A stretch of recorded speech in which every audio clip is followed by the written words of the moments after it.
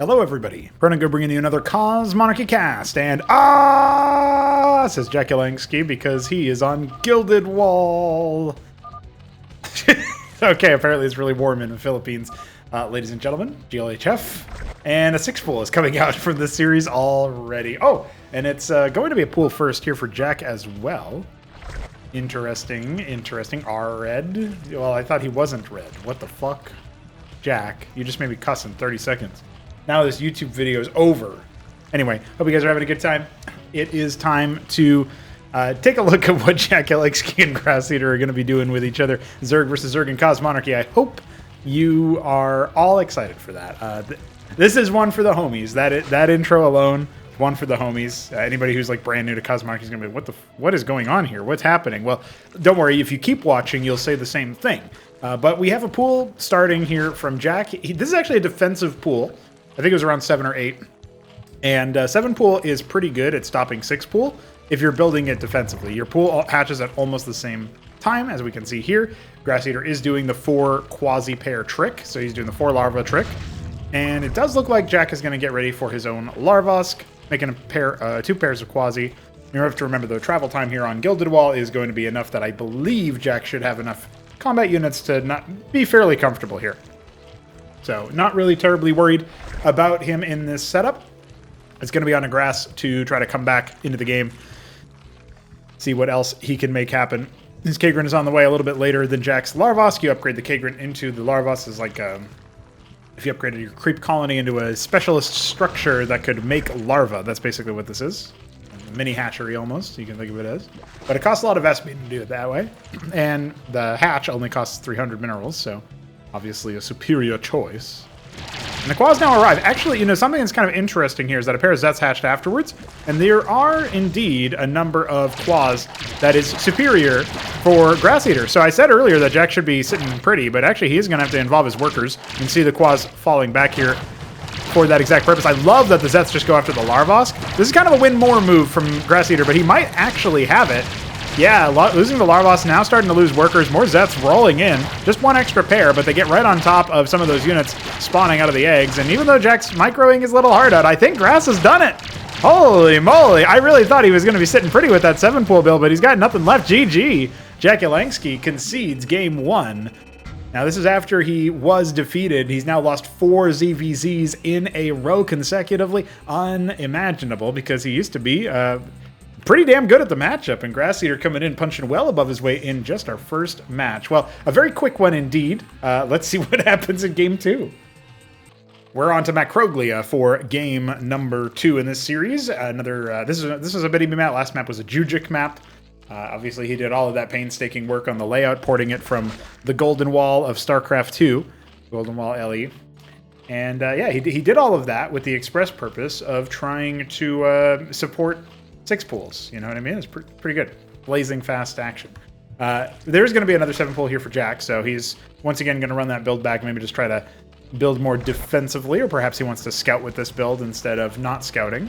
jakulangski's opponent, Grass Eater, is a Zerg player, an American Zerg player, has been trying for some time now to qualify into Acropolis, has never done it before. So I am interested in what's being cooked up here for him. It would be really tragic if he fails and falters in the qualifier here, and also in the subsequent qualifier in the case of, you know, assuming he doesn't qualify out through Stage A, which is what we're in right now. There is one more chance, Stage B. Matches have already been played for that, but not every match, just some of them. In fact, after I'm done with this cast, I have to help organize some more matches, so we're going to see how that one takes shape. You can see jakulangski's adaptation is all ready to just slow how, you know, immediately he's going to be sparing some of his larvae, immediately going for 3 pairs of quasi, so I think he must have cut 1 worker here in order to afford that. He still puts the Kagran down at roughly the same time that you would want.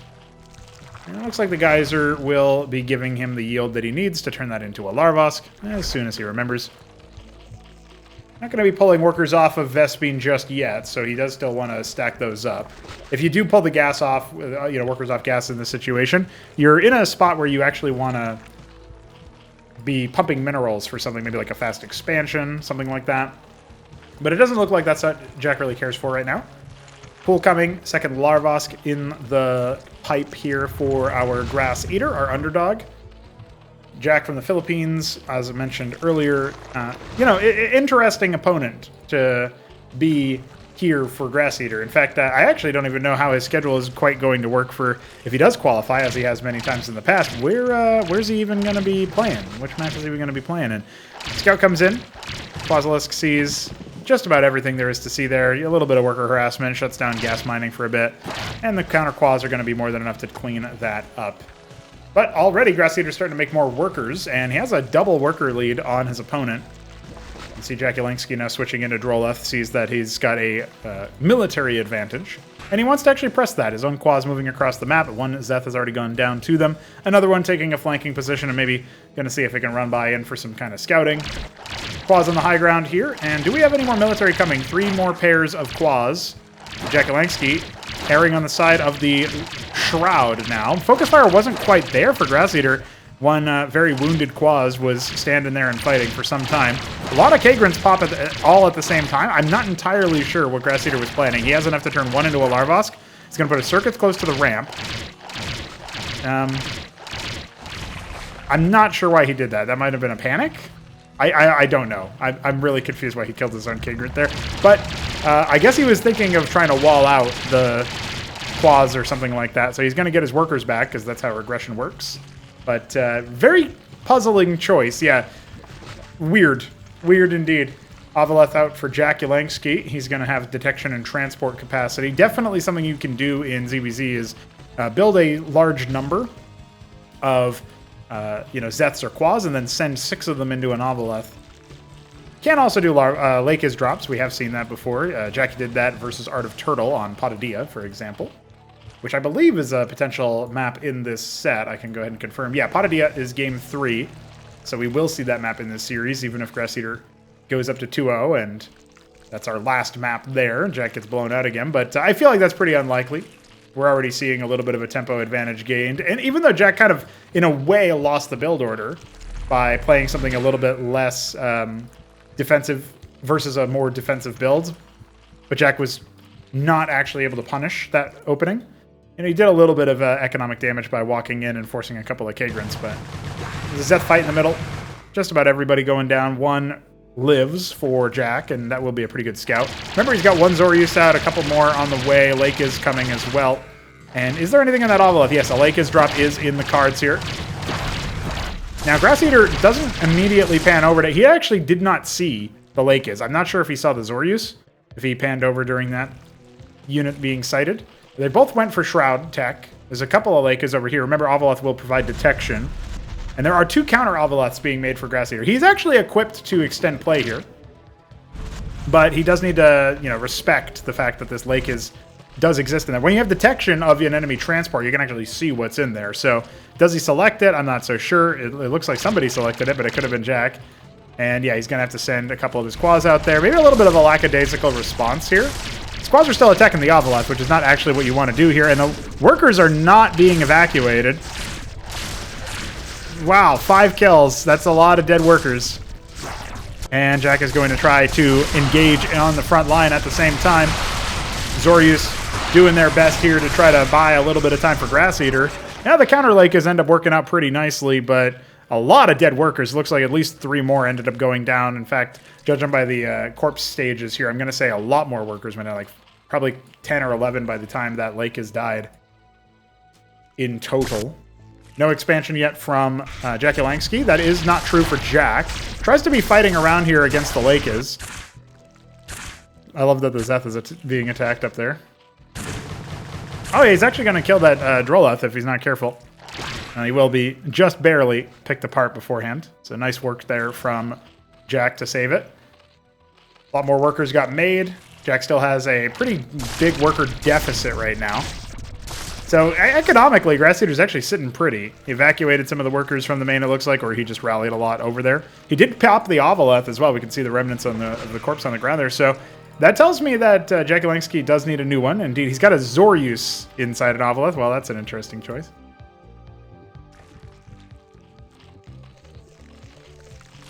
Agroleth coming for Grass Eater. Well, if you have to, If that's what you're thinking, you know, that's a pretty funny idea. There he is. I guess he's going to make a lot of static defense with him. Making another Larvosk inside the main base. Out goes the... What? What is this? Single file elevator, by the way. Something we don't see very often, but the Agrolith can burrow and spread Kagura, spread creep, so I'm sure somebody will do that somewhere. But it ends up dying pretty unceremoniously here. And the counter is arrived. So, yeah, not the most useful in theory, I guess, but he did pop the Agrolith, which cost him Vespene. Maybe killed a worker by the looks of the corpses. Hard to tell. Hydra then starting for Grass Eater. He doesn't want to tech further down the Shroud tech tree. No saturation in the expansion just yet. Jack getting 5 more worker kills, it looks like, or at least 2 more over here. Maybe that lake has already had some kills. And the Quasar are just going to try to hunt down the Ovileth. Do we have any anti-air up here? If it doesn't quite get it, okay, he will end up forcing the unload. Oh, 3 more worker kills at the end. That's so bad. I mean, Jack still has a worker deficit, but if he's still applying all this pressure and forcing Grass to feel like he needs to remake his worker count, it stands to reason that this could still continuously spiral. And I mean, Grass Eater has so much money in the bank that he clearly isn't capable of spending right now. He needs to drop multiple macro hatches. If you're asking me, what's he possibly going to spend all of his minerals on?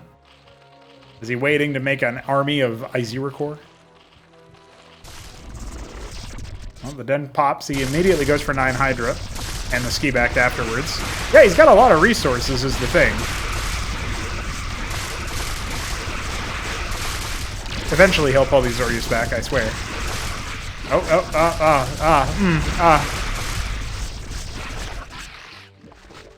There is no active detection here for jakulangski, so if the lake is getting into a good position and then his own Ovileth arrives, this could be pretty big. Ultra Core tech coming for jakulangski as he evolves his Shroud. He's also evolving the Pool, so the pond will give him access to Vorvs and Nathracores if that's what he wants. I guess you can use them to pop Ovileths. Alright, here's the attempted break. Those Lakers need to burrow. Detection here for jakulangski, but it's got a 6 death drop in it. He's not actually going to stick around for it. So his front line gets completely shattered. But I do think this army is going to end up wanting to turn around and defend the drop. Actually, I guess it's not that big of a deal. There's units already on the map. So this is good for Grass Eater. He's actually looking like he's got a strong army. This might be one of his primary windows of dealing with things, though. If the Ultra Cores come out, it could be a bigger problem. He actually pulled his units away, it looks like. So now he is under some duress inside the base. He has to pull the Zets back over towards a Circuit. Not a bad move, but then he pulls too far away from it. See if the Zets end up doing much of anything. Ovileth's out here. There's nothing in them, but the Zorkez comp can't actually attack air units, so it's not that big of a deal. Hydras did not accompany the army, it looks like. Some more are coming. So yeah, those Ovileths moving across the map. They slow it down for a little bit, but then he right-click moves. Nothing that they can transport right now anyway, so it's not a huge deal. But Jack, I suppose, will have some information. Walking the lake is up is a mistake. You need something else over here. And Grass Eater still has nothing in production. Almost 3,000 minerals. Macro slipping in a big way. No Ultra Cores coming yet for Jack, but the tech is complete. Let's see if he even needs them. He set up a huge morass of circuits. A ridiculous setup of defense. And the Lakers are busy attacking them when they should be dealing with their counterparts on the other side of the map. Oh, the splash damage is going to be absurd here. He made the ski back, didn't make any backfills, didn't make any skits, didn't make anything that his tech can provide him. At the very least, he pops some of those Ovileths, but... oh, he pops the Zoryus at the end. That's actually worth it, I think. Third base coming for him. He did make some macro hatches, but we have Ultra Cores coming. At least one Ultra Core coming for jakulangski.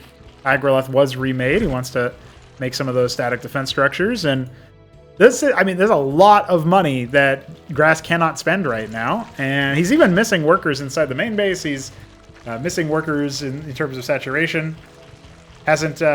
He's only now ridge capping, so there is that as well. That's going to be gating his Vespene. And no Apex nodes at all.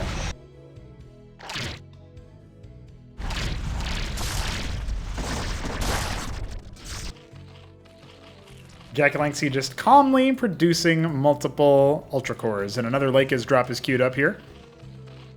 in theory, the hatch at the extremity for Grass Eater will help notify him of this, but actually it's going to be his third base that spots it, and he has no defense over there. Jack will unburrow the lake is. It looks like he's actually got that, he's done that little trick where you basically order the lake is somewhere, and you order the lake is to enter the Ovolith, and then you shift Q the burrow command, and then when it unloads, it immediately processes the burrow command. It's a trick that I believe only works in Cosmonarchy. I don't believe that works in StarCraft 1. So the Hydras are going to come in and try to deal with this. Remember, there's no active detection right now for Grass Eater, so he's going to have to stand on top of the lake is to reveal it. But at the very least, it shouldn't be getting any worker kills here, so there is that as well. Does he have any defenders up here? I guess he has a Circuith, but that only counts for when it's revealed. And stand on it with a worker, I suppose. Oh, not if it's out of range, so there's that. Here's active detection from an Ovolith. Wonderful. That's going to be some kills for sure. One more shot. Yeah, 2 kills ended up going the way of Jack. Well, it distracted him a little bit. The money is ridiculous. Grass still doesn't have any ability to actually spend it all. I mean, think about how much bigger his army could be if he was actively spending it. I don't know where all of his workers were. He evacuated half of them over here. He's got a bunch of Hydras. He's making more workers. 21 workers right now, dude. I think he forgot about all those workers up here. This is such a winnable game for him. I feel for the guy. He had so much money. But it does not look like it's going to quite work out. The Bactylisks are waddling away in fear, cowering. We have some Hydras. Enough Hydras can deal with Ultra Core, but you need a lot of them. And it's really preferable if you have some way to slow down their attack speed, rend their armor, stuff like that. It's not looking like this is going to end very well, though. That Ultra Core is not going to go down very easily. And there's so many more than just one. He's making workers and nothing else. A bunch of macro hatches. He needed to make combat units. He pops one Ultra Core. That might be all he gets. Even the workers are trying to bite back. I don't think this is going to quite end well. That's just, that's my 2 cents. Circuith helps out. Maybe one more gets popped.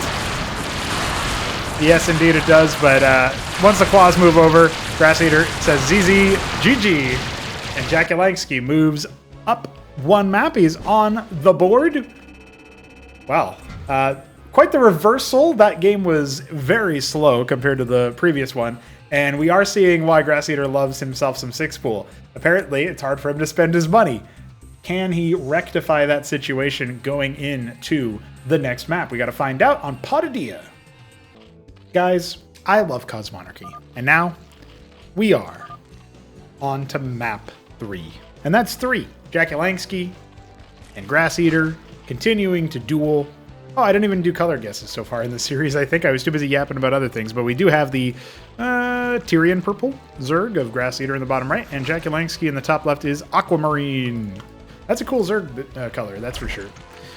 Once again, doing a 7-pool. Jack is attempting to insulate himself against whatever shenanigans Grass Eater may be up to. And I don't know if Grass Eater comes up with a plan. One of the things that I always think about as far as conceptualizing series play is, do you have a plan for each map? Do you have a plan for just like a pool of strategies that you think of and say, okay, I'm going to do this if this occurs. I'm going to do this by feel. I'm going to do this by like a response to the play of my opponent. Some people know the game well enough that they can just intuit a response to something that has been happening. And other people are in a different kind of situation where they feel like, no, that's not what I need. I need to pre-plan and stick to my plan. And then some people have a plan and then it goes out the window after the first game. And so I don't know.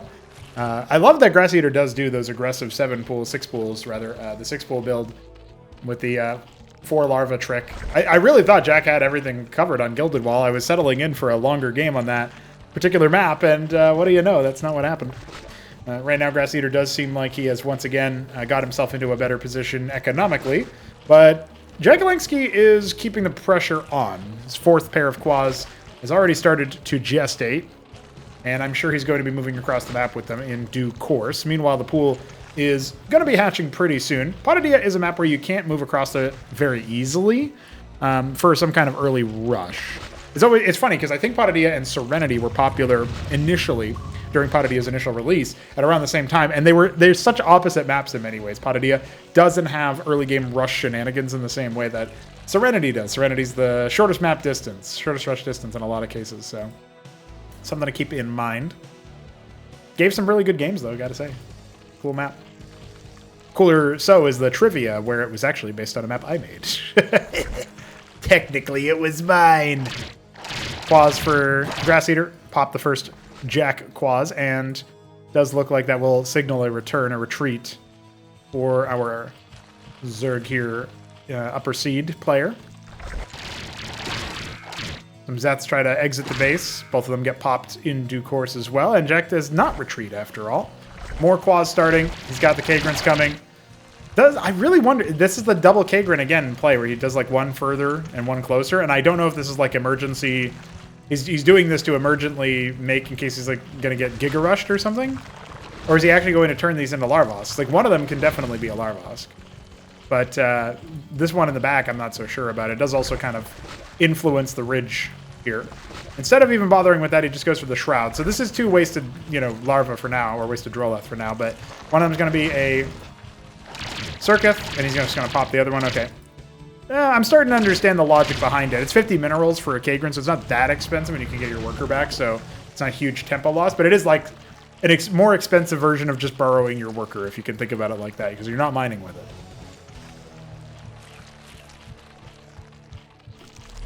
Pretty neat dynamic, nonetheless. Grass has a bunch of money again, so I'm sure he's going to expand here with this. Pops the Quaz that was guarding the natural. Both players going for that expansion. Double Lake is coming for Jack, and the hatch goes down earlier for Grass. This is a bigger, what would you say? It's a wider surface area of attack, and so the units are going to be up in front. But I do love that Grass Eater's already starting to look out for drops. He's noticed that about the style. This is what I really like seeing, is the growth of a player over time, and I do think Grass Eater has definitely grown from his engagements with the PvP games here. Even though he might not win a lot of matches versus super top dogs, he definitely still gives it a go. And, well, Jack is also looking a lot more mortal than he was in Acropolis 3. I think his peak was so far in Cosmonarchy was Acropolis 3. He managed to qualify through the Tribunal stage, got his own group out of it, and managed to get out of that group in first place as well. That was a group with Shambler and Doglived in it when both of those players were playing Protoss. Neither of those 2 players, by the way, have qualified and signed up for either Gauntlet Stage A or B, so they will not be participating in this Acropolis Battlements. A bit of a shame, since they are... Shambler in particular had like a really long, uninterrupted streak of appearances, and now it is indeed interrupted. We got some Lakis burrowed over here. He does have an Avaleth for his own detection. He is going to need to bring that, as Jack is trying to be sneaky. Zeth coming in here to see the hatch timing. Should tell Grass Eater he's very well and ahead in terms of the economy. It's not a Lakis drop, actually. I for some reason, I blanked on that. It's instead Zeth's, and the workers are not trying to defend anything, but Jack is also not targeting the right things. He's just going to lose his workers. Okay, well, the Larvosk almost went down anyway, but that might be the worst possible way to do it. Dude, what are these players doing? Kill the Avaleth! No, it had 4 health! Oh my god. 2 more Quaz hits. I don't know what's happening. I'm getting tilted. Whew. Pernago, you must not tilt. You must not complain about 1,000 minerals being floated by a Grass Eater. You were just giving him praise and good words. How do you even get this much money on 2 bases, dude? Like, come on. You're Zerg. Just build a hatch. Look at all this larva. Make some units. I'm hit him up. Pro him up. Hit no-go. Well, the Lakers are burrowed over here in a defensive posture. Jack's situation in the map is actually not very enviable. In fact, I don't know if he went back and watched these replays afterwards, but Grass Eater feels like this is a situation where, like, especially game 2, he had a lot of money he never spent. And it seems like the same thing is happening here in game 3, and it does feel like Grass Eater should be at a better spot. 6 Zoryus get made, Hydrothen on the way, so he's tucking up to Bactyls a little bit faster. And I think that before the Ultra Cores come out, Bactyls are a really good tool because they help to deal with Lakis, and it's a situation where you do have to worry about that.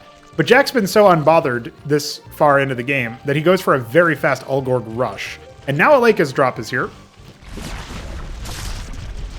Needs to get the Zoryus over. A Zeth drop to accompany it. Unbelievable. Already 2 workers have gone down. He's going to go after the circuit. But the Quaz are here to try to defend. Still, pops the anti-surface defense, and the workers never evacuated. Down with the Larvos go as well. Very nice from Jack to do a double drop here, and the Lakis is going to burrow elsewhere, but the Avaleth is there, obviously, so no worries. I guess they only lost 3 workers. You can remake the structures fairly easily, particularly when you have so much money. But he's not actually harvesting Vespian from the Eskagants, so his ridge caps are definitely going to be slowing him down here, or the lack of use of them. And so, yeah, back to circuits instead of another Larvosk, and a lot of Hydras get made just in time to catch this next drop. So, you know, I mean, Zets aren't that expensive, but the Avaleth is going to be a little bit of a regrettable loss there. Other one is pretty low from the Quaz not finishing it off earlier. By the way, if the Quaz had finished that drop off, that first Avaleth, then you suddenly don't have a situation where you're dealing with the Zets coming in to break your Larvosk, you know what I mean? Grass has a lot of Hydras. It feels like he's in a pretty good position, actually. 2 Ultra Cores get started. 3 are already done. There's a decent amount of Lakis. So as long as we have some Zorius with the Hydra, I still have some faith and opportunity here for Grass Eater. I still believe there's play in an army fight. And outside of an army fight, I mean, we have an Agroleth. We got a couple of Droleth here for whatever reason. So he's going to go for a third base. Wait, I'm not red. We don't believe you, Jack. You are red. Burrowing his Ultra Cores. I'm trying to hide them there. I wonder if it's been spotted anyway. That's something that I'm happy about, is showing you what the unit is when it's burrowed. It's a StarCraft 2 feature, actually, that didn't take that long for me to work on the programming side of things. Or not programming side, the graphical side of things. So the Ultra Cores are ransacking this Hydra flock, and the Lakis were able to annihilate a lot of the Hydras too. So the focus fire didn't really end up working out for Grass Eater, and he ends up just getting shellacked. So turns out he was ready, never took the third base. Macro Hatch number 2 inside the main for Grass, and Gorgakor, one of them, on the way. I guess the larva is a little bit limited here for Jack. He's only got 4 producers. Oh, he's got more Gorgs already out, so that's 4 of them. The Avaleth will be picked by Hydras. Well, no, not quite. Some of them were not on attack. They weren't on attack mode. They just idled. Well, this is starting to look pretty dire. I did say that I felt like there was play for this for Grass, but he did kind of walk into a trap there. And now he's got to deal with the Gorgs. He's trying to start some anti-air defenses. Doesn't have any in the main base. The Gorgs are now starting to whipping around, and I think he's just going to go for an army kill. The Lakis can burrow to help out quite a bit. Indeed they do. They salvo down all of Jack's Lakis on the front line. Now the Gorg's falling in. There's some Quaz standing on top of a Larvosk, so all that's going to be dead. The Hydra's trying to blow up the Ultra Cores while the Gorilla Road Cores from Grass Eater's own Zorius help deal with that armor. Oh, but the Hydras weren't shooting for a moment, and the Lakis are going to be very instrumental in this defense. We only have 1 Ultra Core remaining. Surely it will be broken open. And yeah, it looks like with the Gorgs having been routed, no severe economic damage was dealt. A third base has been erected in the meanwhile, and an Agroleth is starting to work on other defenses as well. So honestly, not too bad. Not too terrible. Just needs to clear this one Lakis. Yeah, there you go. Ends up losing a little bit more than he ought to have. But yeah, with all that said, the third base for Jack can be dealt with. He's only got Zorius and a couple Ultra Cores in production. Some Zets come out. So this is a really hard game state for Grass Eater to read, and I don't know how you would come to the conclusion that Jack doesn't have any more units of significance. But if you went for an army fight here, you would actually start to do a lot of damage. You would put Jack further behind. Because if you can break the Zorius before the Ultra Cores get here, then you can be in a really good spot. But if you can't do that in time, then you could just go after the third base and see what you can do there. The Lakis count has been reset quite a bit here. Grass Eater only has 4, and they're not burrowed right now in the middle of the fight. Ultra Cores haven't actually been sent across because they're not done gestating. 2 of them finished. We got a couple more coming. Yeah, he's got 3 of them, and the Hydra count is a little bit too low, I think. Lakis trying their best to try to break the Ultra Cores. Only one of them is going to get popped here. The rest of them are going to be way too tanky. The Lake is now trying to evacuate if they can at the cost of the Hydras. They are more expensive units, but I do think that Lakis count, it needs to be overwhelming in order to do much of anything versus Zorius Hydra, or Zorius Ultra. It's much better at dealing with a lot of the chaff. Really, Rocore Clouds and stuff definitely help out. Still no Bactyls, by the way. Obviously not really a lot of time to do so. The Lakis do mostly get back. Only one of them ended up being killed. More Hydras on the way.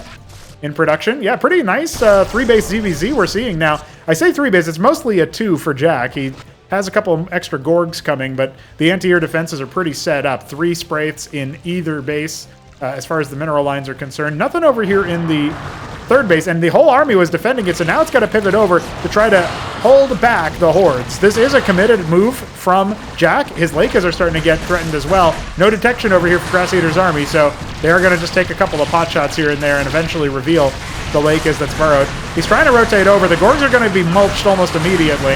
At the very least, they put some splash damage down onto the Hydras. Now the Lakers end up burrowing in favor of Grass Eater, and the Ultra Cores are taken care of. 2 in the back line of that minerals. Those minerals there. Remember that even though the worker count is in favor of Jack, he's not mining off of his third base this whole time. Needs time to pop that Lakers, but there's so much Zerg loose in so many places. Now shutting down the third base mining and pressuring the second. The Hydras start to move over to help deal with those burrowed attackers, and it's not quite enough because now look at what Jack is doing with his ground units moving in here. Only 2 circuits to try to deal with this. A couple of really road cores for Grass Eater to slow things down if they can. At best, I think you're going to see the Zoryus get popped, and that actually would be a nice move for Grass Eater. A little bit less support units being summoned to the battlefront.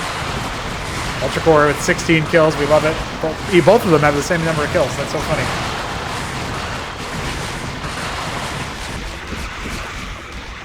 And he shut down mining at all of the bases.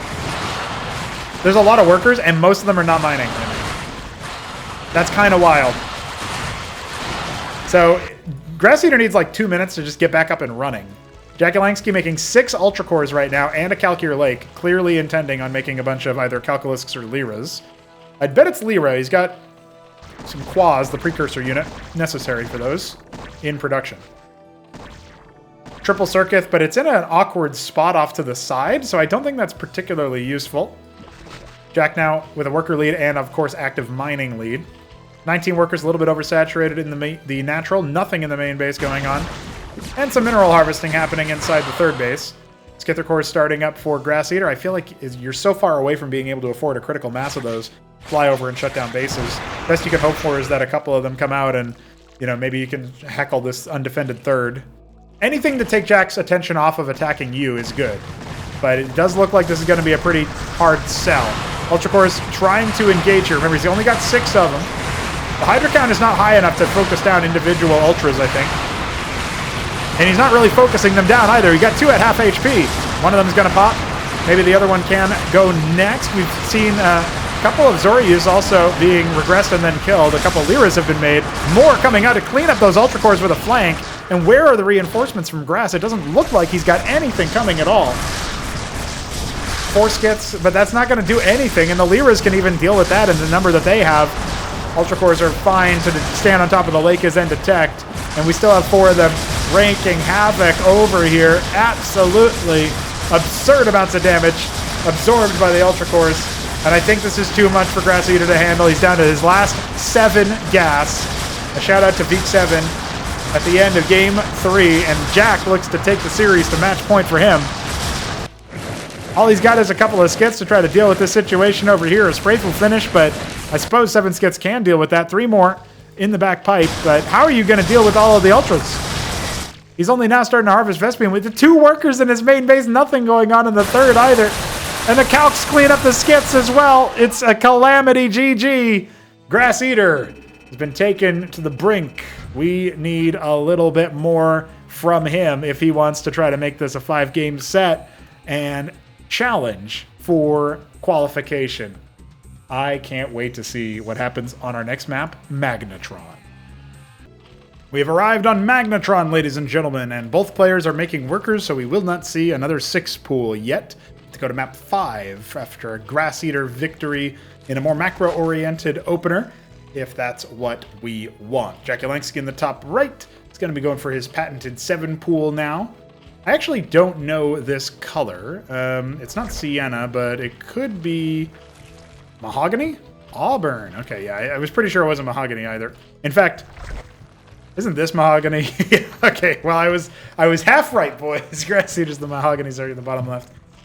Yeah, Auburn is a funny one. I have not been able to really drill that into my brain. I was thinking like sienna, chestnut, one of those brown colors from back when I was doing the Hydra days, you know, Sienna was a color of the Confederate Terran mech player, and Chestnut was the color of one of the Zerg, I think the Hydra-oriented Zerg build player.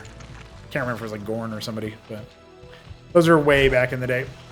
So who knows? And more importantly, who cares? I know Jack does.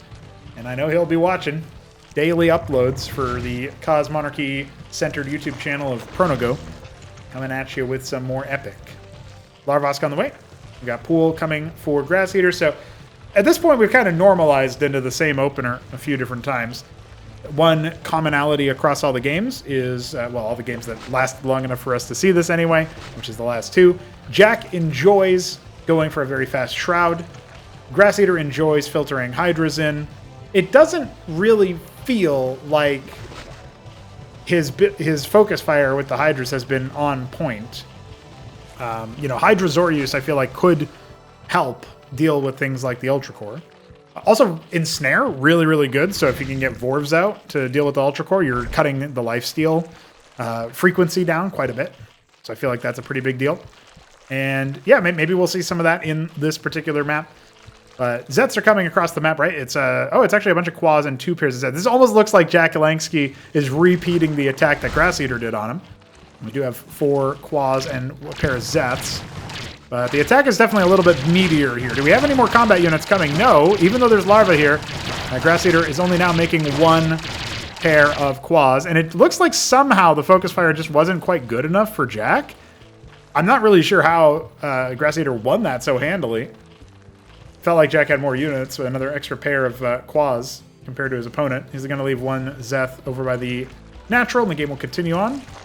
Jack going for the Shroud follow-up as before, so I thought that was a little bit scarier for Grass Eater, honestly. And in this particular game, he's going to be matching the Shroud pace. I think in all the games so far that have gone this long, he's went Shroud into Hydrith, if I'm remembering correctly. The only thing I'm actually not sure about is if he went Den before Shroud in the previous game on Patadia, but I'm pretty sure he did Den after. I did note that it was much faster than the game 2. The Hydrith switch came a little bit later. Grass Eater clearly likes to make a lot more workers, but we are seeing him falter in one of the fundamental aspects of Zerg play. That's when to make workers, when to make units. There's like a little bit of game sense slipping, like on Macroglia, where he lost most of his army and then made 21 workers or whatever. So definitely a mistake, definitely a misstep. Would it have saved him against the Ultra Cores? I don't know. It's hard to say. I like that he's canvassing around to see if there's any sneaky units, sneaky workers, trying to take sneaky bases. But he confirms no natural just yet. Once again, the drop play is going to be a steadfast component of jakulangski's approach to this series and to ZVZ overall. We saw him do this against Art of Turtle as well. What's really interesting is Art of Turtle versus jakulangski, spoiler if you didn't watch that video from a couple of days back, but that was a 3-0 in favor of AOT. But I think the cast is like 45 minutes long or something. They're long Zerg versus Zerg matches. We don't typically have pacey blowouts in the way that you have the ZVZ in StarCraft 1 by comparison. Fast Agrolith already for Grass, and we do have the Quas watching for a potential drop. Zets are going to come in here. It does feel like a lot of extra K-grunts are being made. What's he going to be doing with them? I suppose it's going to be static defense. That's what the Agrolith is a specialist at. Zeth comes up here from the natural for Grass Eater. Ends up getting popped. No, it's actually the natural Zeth is still there. That's really funny. Catches the Zets coming in here. He's already got a circuit out. More Quas hatching as well, so there will be no victory. Zerg Shambler! Easter egg name. 1 in 256 chance to be named Shambler as a worker. And that name is preserved across to the structures, so... I believe the Beaver told me once that a buddy of his was playing Cosmonarchy with him, and it's his first time playing Zerg, or maybe his first time playing the mod overall. And his unit that he made Iral Iris with was the Shambler Droleth. So he's like, no, they're going to kill my Shambler when it came under attack, something like that. Beaver just couldn't understand what was happening. That must have been really weird. Like, you got like Shibalbalim by Gogolath. Like every fucking Zerg unit name, and then Shambler. That must have been really odd for him. Anyway, Bunch of idle workers here in the natural, and we do have the Zeth revealing the hatch timing. Borrowed Zeth gets cleared, revealing the move out. Avaleth accompanying the attack force. He actually falls back. That seemed like a pretty good attack timing, actually, if you think about it. Looks like there's another planned drop with the second Avaleth being made. Grass Eater's canvassing around, seeing if there's any, maybe a little paranoid about drops, actually. Iliektoeatgrass is moving out all by itself, and the army is going to walk right into it. So that's kind of funny. Goodbye, Iliektoeatgrass. I don't know why you were doing that. I think maybe he was going to try to meet it with the Avaleth or whatever, but now the Zeths are out. Random quads from earlier. Grass Eater revealing that Zeth attack. That makes up a significant portion of the army. There's a couple Zorius, a couple Iliektoeatgrass. He can lay siege with good micro to this army. A third Iliektoeatgrass is on the way as well. I don't know that the Zeths will go after it. He's instead making static defense. I would have actually loved to see that Iliektoeatgrass stay home. That feels like what he actually needs to do, because the Zeth run-by is going to be potentially a little bit calamitous. Now he ends up going after the circuits. They will pop these. They're very good against structures. And the Zorius walks in and starts taking pot shots at the Iliektoeatgrass. One of them has fallen. There's plenty more where that came from, hatching as we speak. The Quads are going to have a hard time with it. The Iliektoeatgrass from Grass Eater burrowing. No active detection here for jakulangski. He needs to get on top of those to reveal them, and indeed he will, but that is a rout for the army. And the Zets killed the hatch! Unbelievable! Grass Eater cannot handle it. GG. The Zets kill the hatch, and that is the last hope. I wonder if that was a rage quit, or we missed even more calamity on that side. In fact, let's do some movie magic and see beyond a shadow of a doubt what happened. So here we are with the Zets focusing down the hatch, and the Claws are going to be cleaning them up afterwards. Yeah, he just turned back and saw that this was the case and decided that was going to be too much. 1,000 minerals in the bank was not enough to save him, and he calls GG. So, okay, I wanted to make sure I didn't miss like a bunch of workers also going down there, because obviously they all fled to the main base by default. Wow. Okay, well, Jack strikes back, ends up getting 6 pulled, but otherwise a fabulous series from him. I will say that, again, he looks mortal. He looks like he's going to have a tougher time playing himself into form. I know he's not very well practiced comparatively. And so I look forward to seeing him in Acropolis's main stage, maybe main stages, if he ends up getting out of the Battlement stage. See which groups he can participate in. We talked a little bit about his scheduling, him being from the Philippines, but I'm excited. I'm excited to see what's behind the door for him, what's in his future. GG's will be back for another qualification match, the last chance to qualify from Gauntlet Stage A, coming up very soon. See you tomorrow.